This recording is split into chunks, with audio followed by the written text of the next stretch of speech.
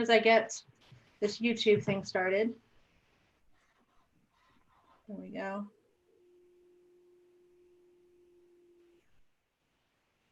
The panelists know I tried getting Zoom to work with Facebook yesterday and it didn't cooperate. All right, 1 second here. So I am posting the I'm gonna close the YouTube in a second so you don't hear that echo. There we go. I am posting the link to YouTube in the event. So if you're on the Facebook event, I'm posting the link to the YouTube there. So if you want to watch after we're done with the recording, you are welcome to. Okay, that's all set. So I'm Chrissy, and I'm going to be the moderator for today's Web 101, which is on blogging. And I have some expert panelists here with me that they're bloggers, and I wanted them to be able to share their experience with you. We're going to do this sort of round robin style where I'll ask in alphabetical order. So I'll ask Allie, Mandy, Nicole, and then Suzanne the questions in order. So the first question that I have, we're just going to jump right in. First question I have, Allie, can you introduce yourself, please? Hi, everyone. My name is Allison Gary. And for those who've known me for a long time, like Chrissy, I'm Yes. Allie. I am the woman behind Wardrobe Oxygen. It's a blog that provides real life style advice for grown women. And I've been blogging since 2005. My 15-year anniversary will be in June. Wow. I have been blogging full time since December of 2017 when I left corporate America to just focus on this. And I am the breadwinner of the family. This is what supports a family of 3, and I love it. I blog for myself. I do occasionally provide freelance writing I've written for the Washington Post, for Redbook, for the Plum, and a couple other places as well. But predominantly, I focus on creating content for my blog and social media for myself. Great. And that's me. Okay, awesome. Thank you. Mandy, can you introduce yourself, please? Hi, everybody. I'm Mandy Slate, and I've been actually a freelance writer for 2 years full time now. I actually am the opposite of Allison. I actually write full time for other people. I started in the business kind of on the ground running, and I've been so busy working for clients that I actually haven't gotten my own blog up and running.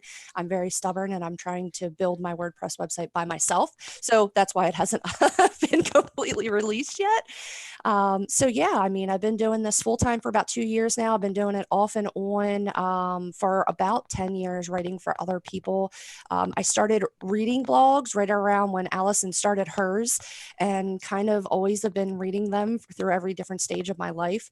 So I felt it was kind of really natural to get into doing that as a job. My past experience, I've basically been an insurance agent most of my adult life. So it was a big transition, but it's something that I really love, and being creative is one of my favorite things. Awesome. Thank you. Nicole, can you introduce yourself, please? Yeah, hi, I'm Nicole Roeder. I do have a personal blog. It's called Where the Heart Is. It's at well-parenting.com, but I mainly write for other people. I've been blogging for probably 6 or 7 years, but I've been full-time writing blogs for probably 2 years now. And I write for businesses that hire me as a freelancer to write their blog. I also homeschool 2 kids and have been just working at home and writing, super busy since before everybody was working at home and writing and homeschooling. Great. Thank you. Suzanne, can you please introduce yourself? Hi, Chrissy. Thanks so much for having me. Yeah, I'm Suzanne Ratty, and I'm with Ideas 360. And I do sales and marketing consulting, specifically when it comes to blogs. I write my own blogs for my own business, and I also write blogs for my clients. I also outsource blogs. So from time to time, if I have a full run of blogs that need to be done, I will outsource those to somebody like Allison or Nicole and get someone else to do the heavy work. But I do blogging for both for myself and for my clients. Great, thank you. So, excuse me, moving on to our questions. And if you have a question, there is a Q&A feature in the Zoom webinar. So go ahead and ask your questions in there. After we go through, I have some prepared questions that our panelists have already received. Whether or not they read them or not, it's okay. So I'm going to go through and ask them the questions again, like we just did the introductions. If you have your own question, go ahead and ask it in the Q&A. And after we go through these 9 questions, we're going to ask them the Q&A questions. And Suzanne, you have to leave a little bit early. Is that at 9:50? Yeah, I have to hop off about 5 to 10 minutes early for another call. Okay, all right. So if you have a question for Suzanne specifically, go ahead and ask it early, and we'll try to slip it in there. So just say that this is specifically a question for Suzanne. All right.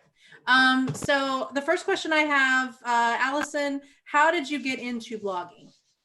I started a new job. They hired me specifically for a government contract. They knew they were going to win it, but they hadn't won it yet. So they brought me on early to onboard me so I could hit the ground running. And there was a couple days where I had nothing to do. And my boss said, make yourself look busy. And I had seen something on the news about blogging being the new hot thing. And I thought that's something I can do in my cubicle and look busy. And I had worked in retail and apparel for many years prior to that. And I love fashion. So I figured I'd write about fashion. So I started writing kind of concept of a book with each blog post being a chapter. And that's sort of how it started. And then when I started traveling for the job, I started journaling what I wore so I wouldn't wear the same outfit twice to see a client. And then after my daughter was born in 2009, I merged they were 2 separate blogs. I merged them 2 into 1, and that's what Wardrobe Oxygen is today. Great, thank you. Mandy, same question for you. So I've kind of been, when I was in college, I kind of started out writing, helping people, training people, I guess would be the best way to say it, how to write better papers, taking C and D paper writers to A and B paper writers, doing a lot of proofreading and editing for other students and things like that. And I had always been really interested in reading blogs, I guess just throughout all the different stages of my life. And I thought, well, let's take on a new challenge and see if I can translate. Not everybody can go from academic writing in school to being able to write as a blogger. And I was able to change it pretty seamlessly. I started following some pretty high dollar writers, people that were making over $100,000 a year doing this for a living, before I actually took the plunge to start doing this full time. Like I said, I was an insurance agent for about 15 years, and I had helped write different press releases and articles and website content for the agents that I worked for and things like that. So I've kind of been doing it for a while, but when I went full time, it was really after I started, it took about a year. I really started following some of the higher dollar writing bloggers and seeing what they're doing and how they're writing, and then took a couple of courses just to be able to really know that I knew what I was doing. And then when I took the plunge, I kind of went in, feet first, and it worked out well. Great, thank you. Nicole, how did you get into blogging?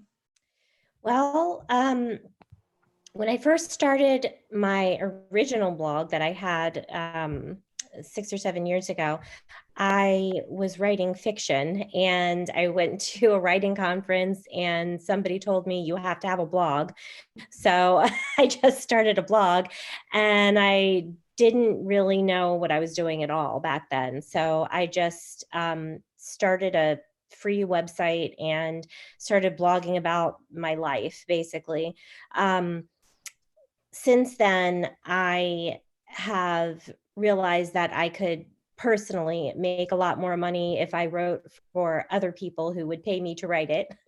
So I switched over to that, but I do still have my blog just so that it's a new web address now. I changed it over for SEO reasons, but yeah, it was basically just so that I could have a website for my fiction writing. Okay, great. And Suzanne, how did you get into blogging?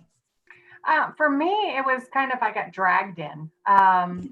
I would meet with clients on sales and marketing strategies, and I would hear stories of them, their clients, and they would say, we just did this for this client. And I'm like, you need to tell the world about that. But most of my clients were not writers. They didn't enjoy writing. I've always loved writing. So that's really how I got started. Is I would say, well, how about if I write that story? And what that turned into is that so many of these clients, they can sit one-on-one with me and talk about their business or their stories, but to have them sit down and write a blog is really challenging at best. So it was really through a needs scenario that I got involved in blogging for my clients. Okay, great. So our next question, what software and other tools do you use for your blog? So Allison, can you go ahead and answer that? Well, I started on Blogger because it's what I found when I Googled. And then in 2014, you helped me get to WordPress. So I use WordPress, and I am so glad that I use WordPress as my platform. So that's the main thing that I do for my software. I also employ a company called Chloe Digital, which is WordPress support specifically for fashion and lifestyle bloggers. So I have a plan with them that they help me with my support. And they also I have a consultant that helps me with strategy and business decisions. And trying to think, what else do I use? Google Analytics and so much social media, because especially in the fashion realm, I need to be on YouTube and Instagram and Facebook and Twitter and I'm not doing TikTok, but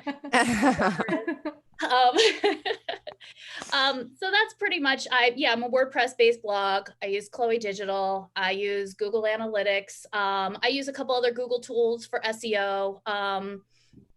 I also am in the Mediavine ad network, and they have a lot of amazing tools for blog support, plugins, that sort of thing as well. So that's probably the basics. And you also use a camera, right? You have because you have a lot of pictures on your blog. Yes, my husband, it just worked out. My husband was a professional photographer, so he takes my pictures. He has a Canon 5D. I use Mac computers, Mac phone. I always have the highest phone so that I can get the highest quality photos. I have a ring light, which is what's lighting me up right now, which is one of the best purchases I've made in the past year.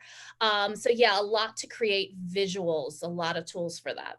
Right, great. Oh, and Canva. Canva's Canva's Oh, great. yeah.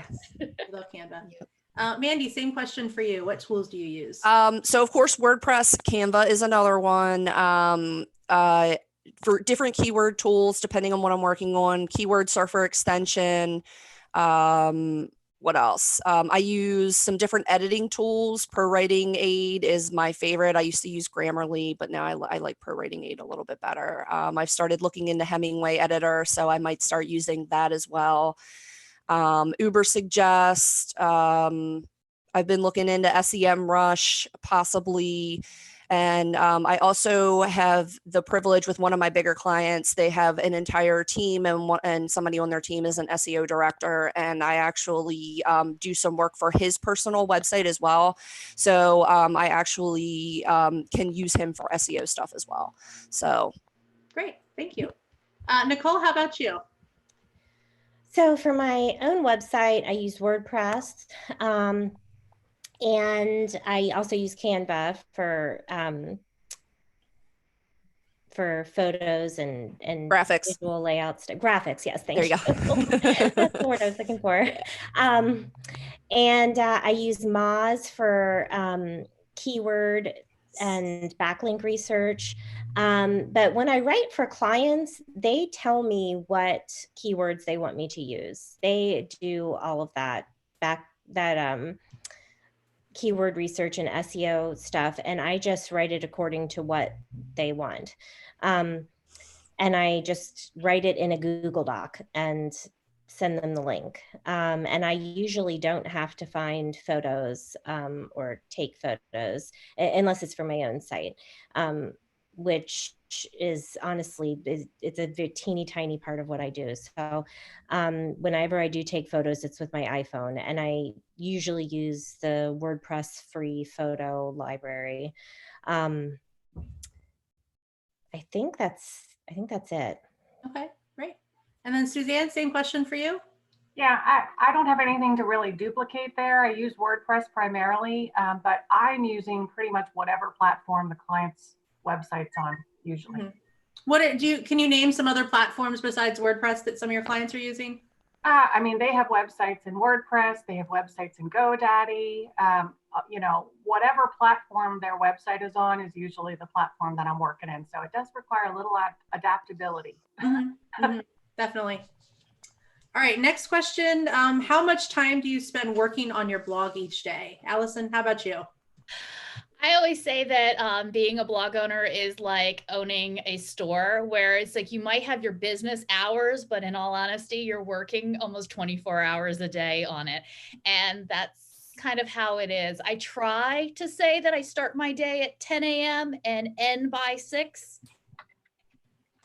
It doesn't normally happen, especially when I do sponsored content with brands. So they have specific deliverables. And especially right now, if they come to me and they have an 11th hour project, I'm going to take it. So there's a lot of working on weekends, working at night, getting up at the crack of dawn to get work done. And now with homeschooling, working around that as well. So it's a lot. But I figure any small business, if you're an entrepreneur, you're working a lot of hours. Right. Mandy, how about you? Yeah, I mean, I was shaking my head with what Allison was saying. I agree with that. One thing Nicole reminded me of is that Moz right now has a lot of courses that they're offering for free because of everything going on right now. So I've actually went on, and I feel like you can always learn something new or refine your craft. So I've went and downloaded a couple of the courses that they have there. So I've been working on that. So I consider that, work for the business. So, I mean, it varies. You could spend a couple of hours a day. You could spend literally all day. So it really just depends on what it is that you're specifically working on. Client work, I could spend 10 plus hours a day. It just really depends on what I've got going on. Okay. And then Nicole, what about you? So I probably work fewer hours than the rest of these guys, but I also don't really have a defined, I kind of have a defined set of work hours, but like Allison and Mandy said, it's also things come up, or I'm really, really bad at turning off work. So if I get my phone pings with a message from a client and they want something, then I immediately respond. I never wait to respond until business hours the next day. And I've been known to all of a sudden have an idea for a blog post or for a pitch that I could send to an editor, and just drop everything, whatever I'm doing. I've pulled my car over to do that on the side of the road. So, I probably don't work more than like 20 to 30 hours a week, but some days I work a ton of hours and some days I might not work any. Okay. So our next question, how do you attract new readers? Allison, how do you attract new readers? For me, social media, it's all about social media and brand partnerships. Instagram is probably one of the biggest tools right now in my niche. And so I use it a lot with hashtags, tagging brands, ways to just kind of expand my audience. SEO, of course. I have a nice old site, which helps greatly with SEO. And so I get a lot of traffic from Google.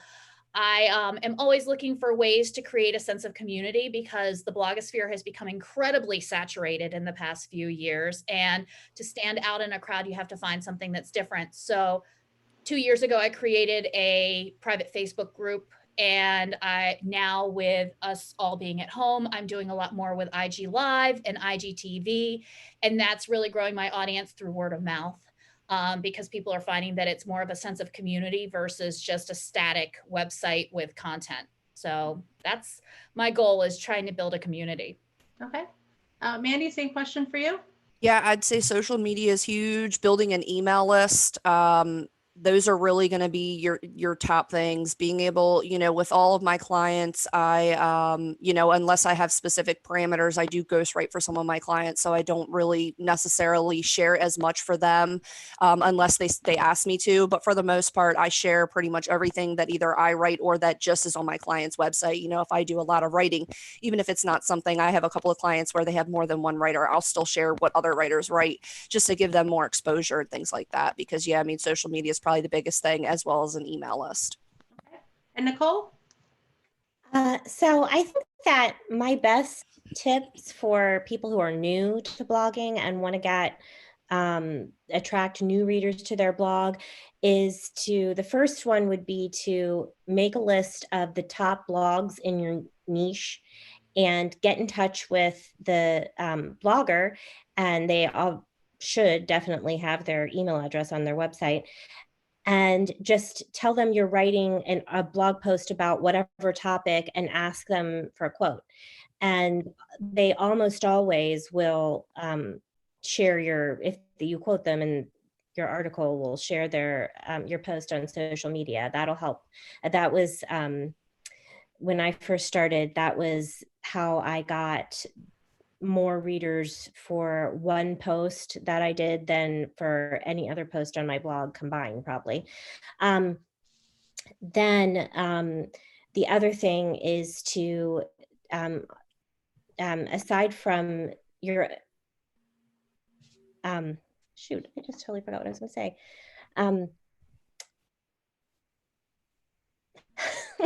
Oh, write interesting content.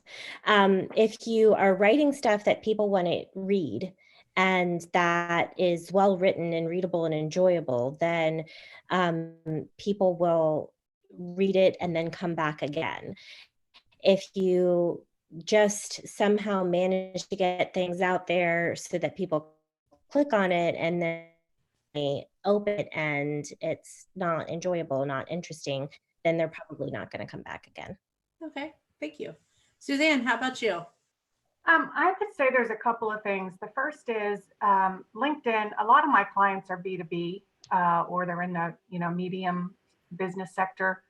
And so LinkedIn has the articles feature, which is kind of a duplication of blogs, but obviously it's important to post them on your own website first so that there's a source reference. The second thing is that when it comes to attracting new readers, I do a lot with premium content. So there's the blogging aspect, but then we create checklists, guides, other things that are high value content. And we promote those at the end of each blog.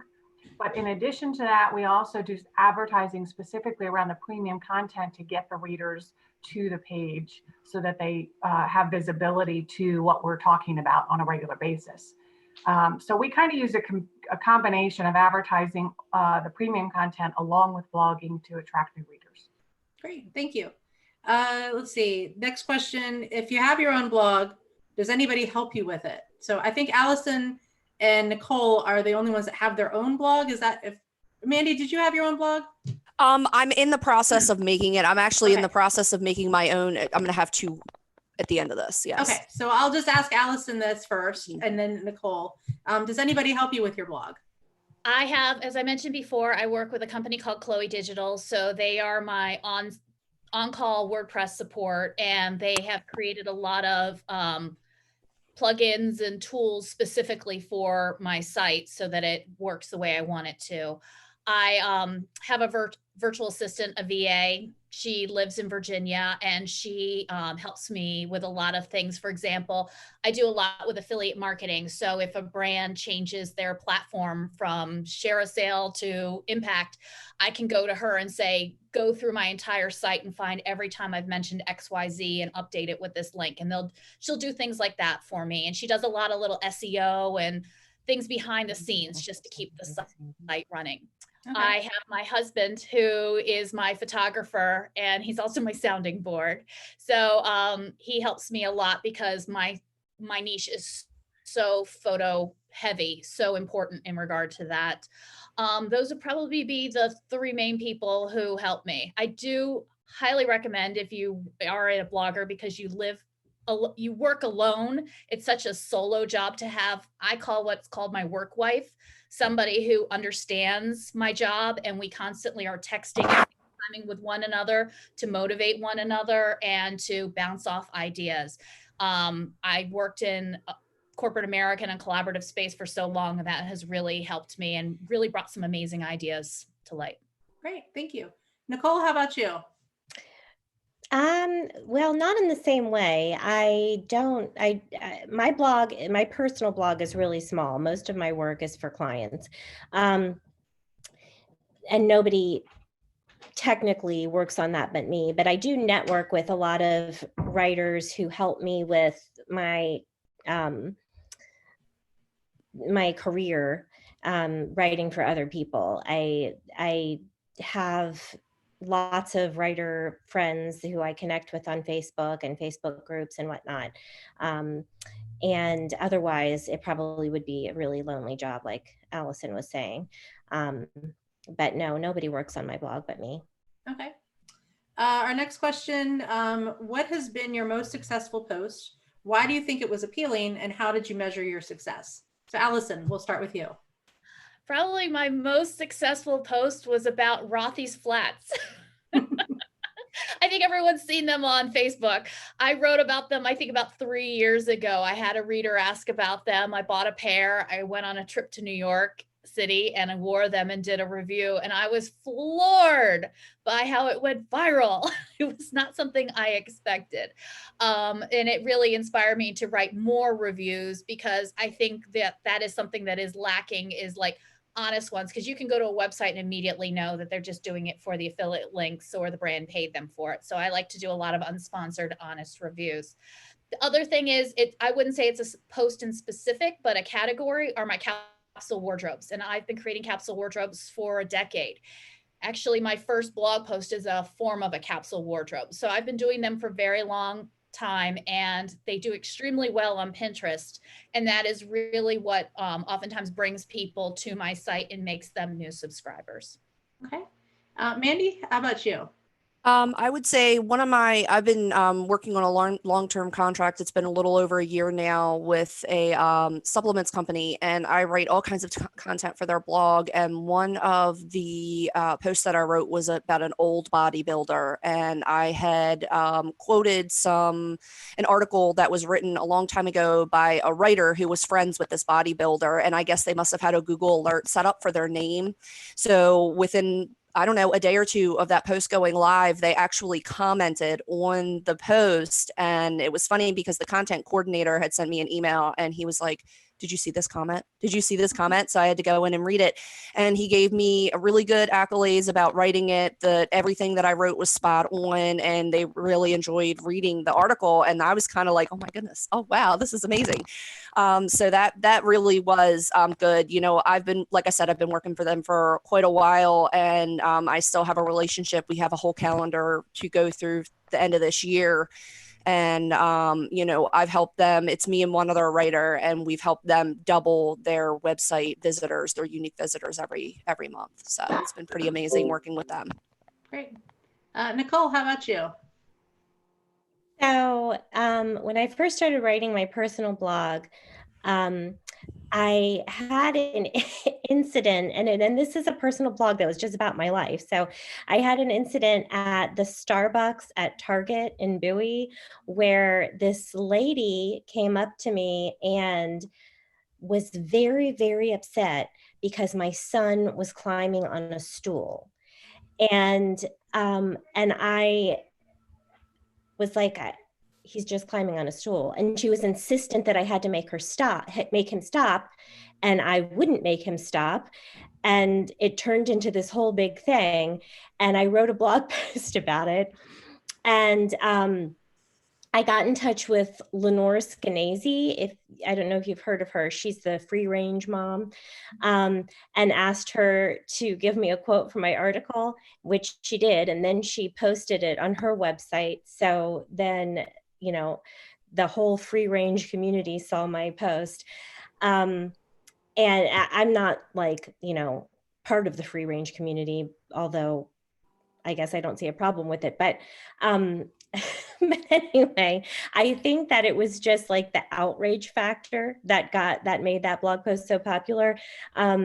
This lady was really, really, I somehow I attract very passionate people. It just, in general, I don't know why these kinds of crazy stories happen to me so often. But anyway, I think it was just because it was such a crazy story, and it was like the things that this lady was doing and saying. She went and complained to the people at Starbucks about me. It was a really whole big thing. Actually, a radio host in Canada read my blog post and had me on his radio program to talk about it. That was a very interesting experience. Very cool. Suzanne, do you have answer for this one? Yeah, I would say for me, the most successful posts are the ones that generate ROI. So since I'm doing a lot for businesses, that looks like leads. That looks like how many times did people go from the blog to the website and either download content, contact the client, or somehow generate a sale. So that's how most of my blogs are measured, is not necessarily the visibility from the masses perspective, but it's really the visibility to, did we reach the right target audience? Did it cause them to take action? And so whenever we're measuring success for our blogs, it's always tied to ROI. Okay, great. Thank you. So our next question, what was your greatest blogging failure and what did you learn from it? So Allison, we'll start with you. This was the hardest question that you sent me. I was like, I don't know. But I do remember in 2014, especially probably about 5 years ago, anger towards bloggers became a big thing, where there were a lot of message boards and blogs dedicated to hating bloggers, especially in the fashion, mommy, lifestyle kind of world. And I had broken my arm and I was home on disability, and I started getting attacked on multiple sites, especially one that's totally dedicated towards hating bloggers. And it sent me in a spin. And I had gotten negative, press before, because that's just how part of the job. And it really affected, probably for a whole year, affected my content. And I started getting comments from even my audience being like, stop whining, stop complaining, everything is negative. And it made me realize that, I need to get over it. And this is just an aspect of the job. But I do regret how I let it affect my business so much, and that I really needed to kind of separate the two. So I probably would say that was probably my biggest blogging failure, but it made me have a tougher skin, and it made me focus more on the people and the content that matters the most. All right, great. Mandy, same question for you. So I do a lot of rating for my clients, nutrition, fitness, supplements, and things like that. I also have some insurance clients. So, I think for me, the biggest thing, I wouldn't necessarily call it a failure. I think it's mainly taking my own bias out of things. You learn things, as you live, and when you write about topics that are very familiar to you, you do start to create biases about certain things, whether or not you even realize it. And I think it's when you're writing content for somebody, especially if you're ghostwriting for them, you need to write within their voice. So it's really taking, I've had not necessarily criticism, but just like kind of questions on why do you think this way, or why did you word it this way? Certain things like that from editors and things like that. And it really does cause you to take a step back and say, yeah, I can see what you're saying from a third party perspective, that it does look a little bit biased the way that I wrote this. And I do see that was my own personal opinion, kind of in a way, getting into the writing. So, sometimes you kind of have to take a step back and, when you're writing for other people, especially, are you writing in first person or in third person? What's the point you're trying to get across, and things like that. So I don't really think I'd call it a failure. I think it's just, maybe missteps and a better understanding of, how to write in a different voice and write for, a different subset of people, especially when you're not writing for yourself. It can be, a little bit harder. You really have to take a discerning look and almost look at it from somebody else's perspective to make sure that you're not letting your own experience or bias kind of get in the way of factual information. Okay, great. Nicole, how about you? This was a really hard question for me too. I don't think that it was any one thing. It was or one incident. But when I first started blogging, I didn't know anything at all about SEO. And I think the biggest mistake I made was just diving right in without first learning what I was doing, because eventually my site had so much junk on it, so many broken links, so many blog posts that didn't fit with my brand. So many pages that weren't in use anymore. And I had so many blog posts with like ridiculously long titles, and the URL was like 1,000,000 words long. And so it got to the point where it would have been an enormous task to clean it all up. And I finally scrapped it and started over again. Which I did that very, very recently. So my domain authority is like a 10 now, which is very low if you don't know. I just wish that I still had, I had the years, because for Google, Google really cares how long your content has been on the internet. So if your website has been on the internet for a long time, it's got more weight with Google than if it's brand new. So I wish that I had put more time into learning what I was doing and how to build a good website before I actually started building my website, so that I would still have the old real estate on the web. Okay. Suzanne, same question for you. Yeah, I would just mirror what was said before. I think that making sure, unless you're in a specific niche, making sure that your content is not biased. Regardless of our political views, if you are putting those out there, you're going to alienate half the people. So it doesn't matter which side you're on, you have to be really careful about steering clear of politics. And again, if you're in politics, that's a different story. But if you're in business, that's a really, really important line not to cross. So I'd mirror what Mandy said on that. And then regarding what Nicole said, I think oftentimes people set out to blog because they want people to hear what they have to say. But nobody's going to hear what you have to say if it's not SEO'd properly, if you don't understand how Google works and crawls the site. So understanding, websites, Google, understanding all of those back-end parameters, how WordPress works, I think that's really important too. Okay, thank you. So our next question, do you have any tips for people who are interested in making money from blogging? Allison. Well, number one, diversify. Don't expect to make money from one specific thing, because all kinds of things can happen in the world, as we're seeing right now. And so it's good to have a spread. I make money from affiliate, which is, I work with a few different programs. So if I link to a retailer and somebody makes a purchase, I make a percentage commission off of it. I also make money from partnering with brands, and I write about their content or share it on social media, and they pay me for that.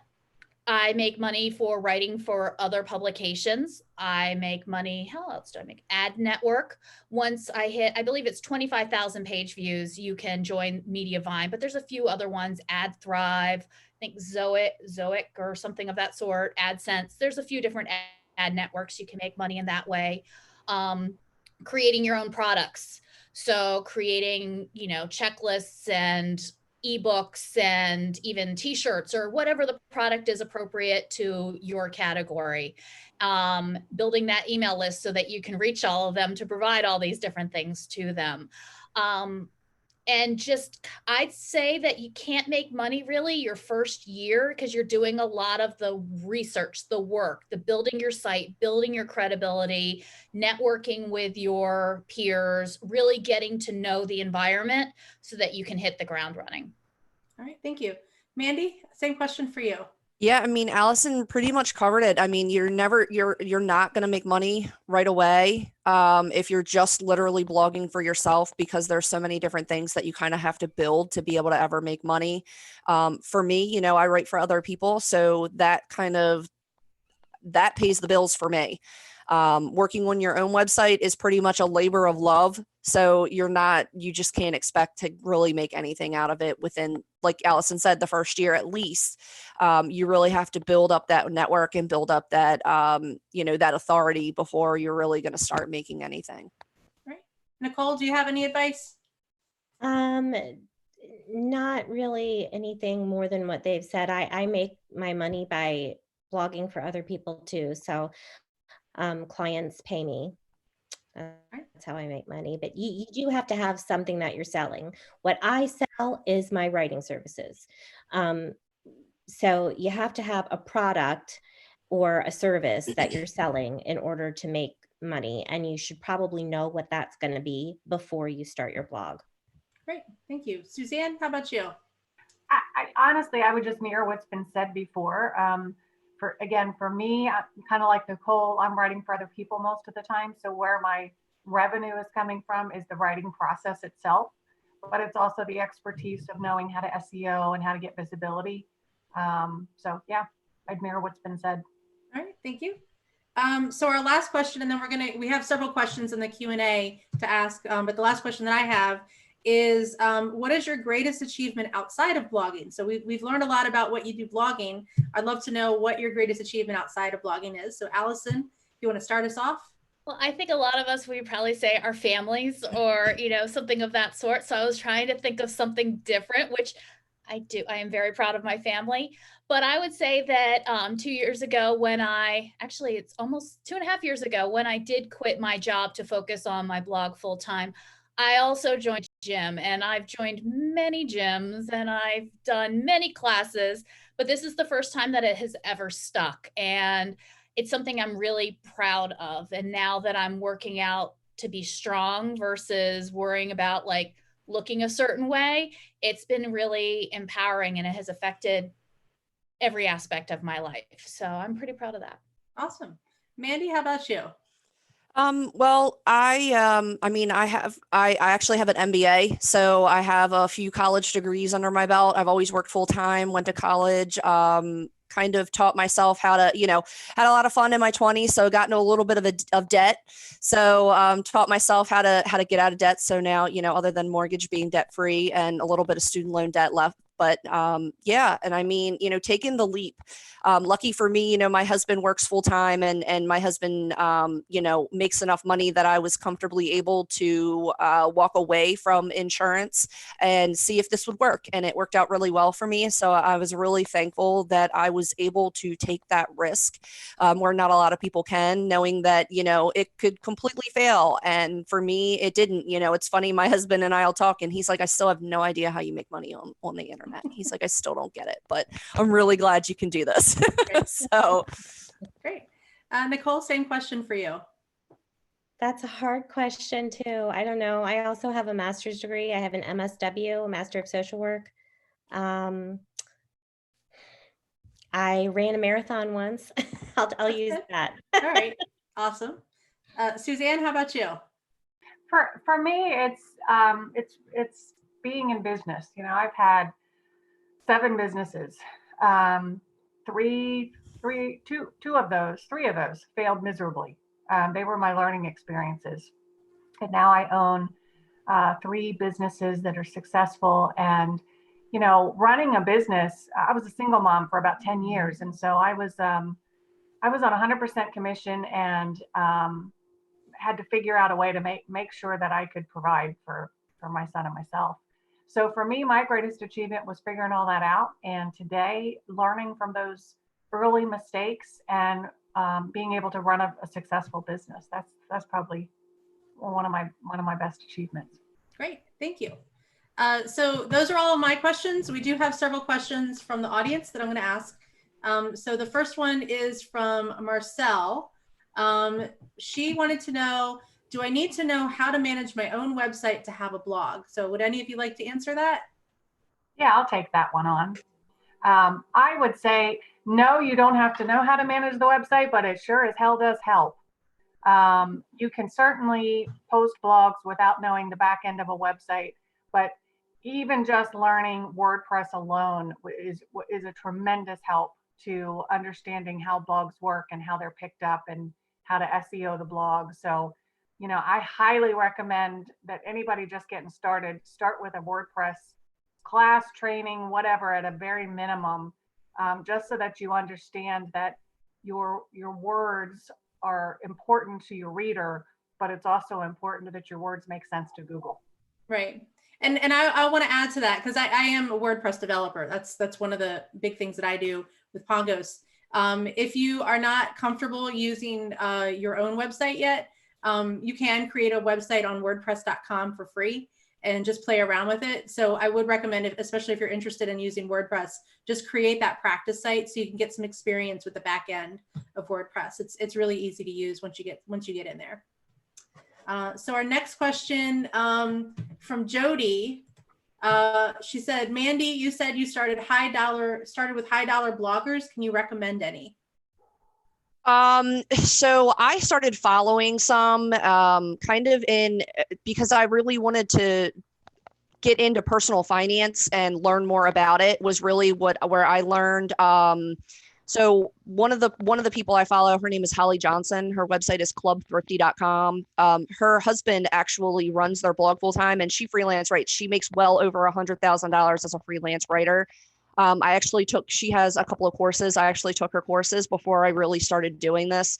The other one is, her name is Michelle Schroeder Gardner. She has a blog called Making Sense of Sense. And she has a finance background, and she just started blogging just as a way to just blow off steam and keep herself accountable to get herself out of debt. And now she makes over $100,000 a month on her blog. Now that's obviously with sponsorships and affiliates and all these other things, but I mean, she never expected to go there, and it just kind of happened for her. So people like that, I obviously as a woman, I wanted to follow female writers that can do this and know that I can do this and actually make a living from it. Those are the top two. Okay. And does anybody else want to answer that? Do you have any bloggers that you follow as inspiration to help you with your own blogging? No? Okay. Next question from Ricky. Has anyone's WordPress blog or website been hacked? Mine hasn't. I've been hit with constantly, somebody in Thailand trying to get into it, but I have, oh gosh, I know I had WordFence and I replaced it with something else, but there's a lot of plugins that you can put in to protect your site. And you can have a hidden login page, and you should have your username not be your name to log in, and basic things like that you can do to really prevent it. And I've had a blog for 15 years, and knock on wood, I have yet to be hacked. Though they've tried, but they haven't gotten in. Anybody else have some insight for that? I've never been hacked. Okay. Amanda, you haven't been hacked either? No, I mean, I've had my domain for a while, and I just got it set up with a hosting site, and I use WordFence, and I mean, so far everything's been fine. Okay. And I can also respond to that. We've worked with a lot of clients who come to us because their site has been hacked. I would say, besides using WordFence, or we actually use another tool called Sucuri. It's SUCURI. That's a really useful one. But a few big tips for keeping your site from getting hacked. Number one, your hosting is very important. You want to make sure that you're hosting with WordPress specific hosting, because they're usually going to have a firewall that's going to help protect your website. And a lot of them also have daily automatic backup. So if your site does get hacked, you can roll back to the pre-hacked version. The other big tip, and my server guy will tell you this, you need to update on a regular basis. So you want to make sure that whenever you look at the dashboard of your website, if it says that there's an update, you want to make sure that you're doing those updates. And we usually run them at least once a week. So for people who aren't full-time WordPress developers, once a month is probably okay. But if you're able to do it once a week, and make sure you do a backup before you run those updates. And as Allison said, be careful, make sure you have strong username and password. Admin is like the worst username to have, because that's the most commonly the one that's most commonly attempted for hacking. And make sure your password is a very strong password, like many, many characters long, combinations of letters, numbers, not something that you can easily remember. You can also turn on two-factor authentication, so that when you try to log in, it's not just going to let you log in with your username and password, but it's also going to send you a text message with a code to do the login. So there are a lot of things that you can do to prevent getting your website hacked. WordPress is the most widely used content management system on the internet. It's like a ridiculous number of websites are using WordPress.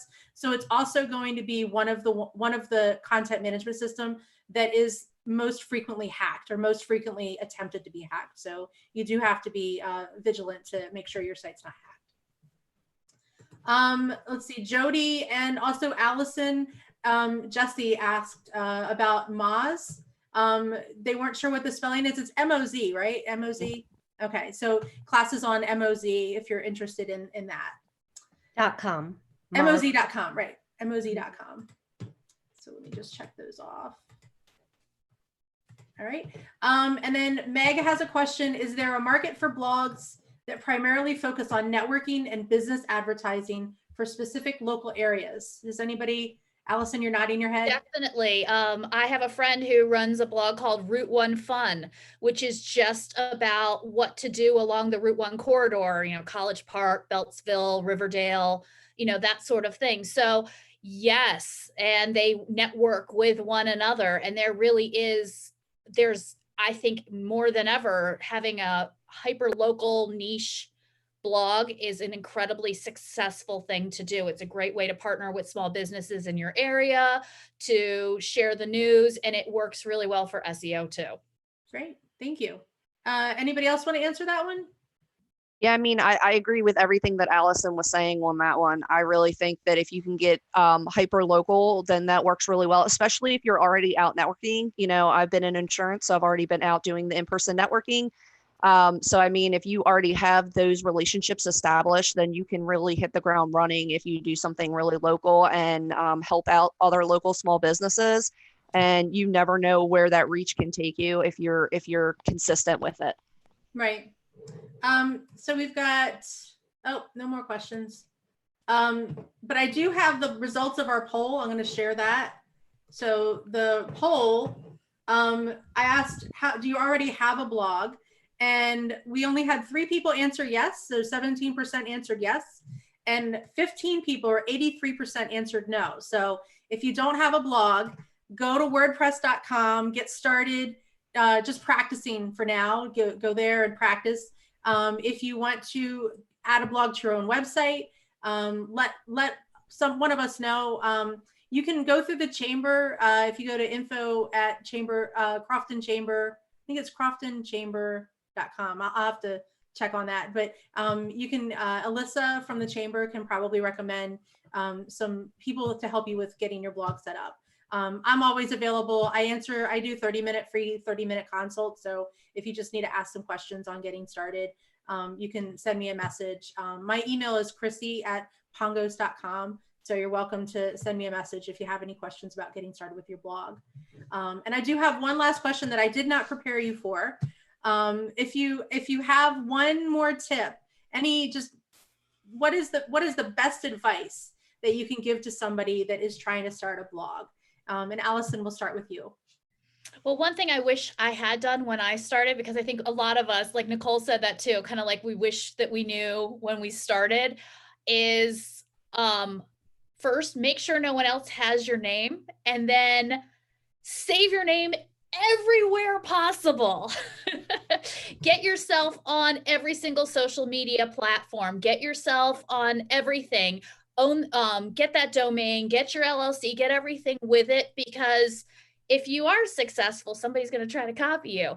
But also then you have it at the ready for everything, and keep everything consistently branded across the board, even with like Gravatar. So when you're commenting on other people's blogs, your name, your logo, everything comes up. So you have that consistent branding, consistent naming convention. I did not do this. That is why on a lot of platforms I'm wardrobe_oxygen, because somebody took my name and made a bunch of channels. So I'd say get your ducks in a row before you get started. Make sure you can have everything so that when you're big and successful, you own it all. And I also want to add to that, if you're for your domain name, make sure that you're renewing it every year or however often. I have a tragic story about that. I'm not going to share it because it involves a nefarious website. But yeah, make sure that you're renewing that domain name, because otherwise you'll lose it and somebody else will buy it and they'll point all of your hard-earned traffic at another website, which may not be a good website. So yeah, just add that. Mandy, how about you? What advice would you give to aspiring bloggers? Yeah, I would say I bought my domain years ago before I ever even decided. I've been back and forth on if I was going to start my own website and stuff like that. And I bought my domains when I realized what I was going to do. I bought them years ago, and I've just auto renew, because then that way you never have to worry about it. So I didn't have to worry about that there. So yeah, I mean, be patient. Realize that you're not. There is no money in it in the beginning, and it's going to take a ton of work in the beginning. So it's kind of like one of those thankless jobs where, you work minimum wage and you really work hard and you feel really invalidated. If you ever had one of those, that's kind of what it is. You work a ton of hours, you don't make any money, and you get really frustrated. But at the end, hopefully it's all worth it. Right, Allison? Yep. Yeah. All right, Nicole, how about you? What's your big advice for people that want to be bloggers? So I think that one of the most important things that hasn't been mentioned yet is that you really need good writing skills.